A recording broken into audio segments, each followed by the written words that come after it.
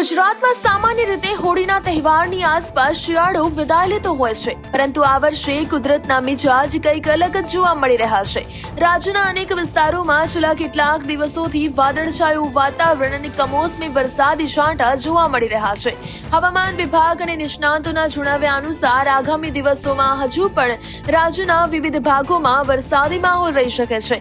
હવામાન નિષ્ણાત અંબાલાલ પટેલના જણાવ્યા અનુસાર 23 ફેબ્રુઆરીથી હાલના વેસ્ટર્ન ડિસ્ટર્બન્સની અસર ઘટવા લાગી છે, પરંતુ બંગાળની ખાડીમાં ભેજને કારણે વાદળછાયું વાતાવરણ યથાવત રહેશે. 27 ફેબ્રુઆરીથી ફરી એક નવું વેસ્ટર્ન ડિસ્ટર્બન્સ સક્રિય થશે. આ સિસ્ટમની અસર માર્ચ મહિનામાં પણ જોવા મળી શકે છે, જે ખેડૂતો માટે ચિંતાનો વિષય બની શકે છે.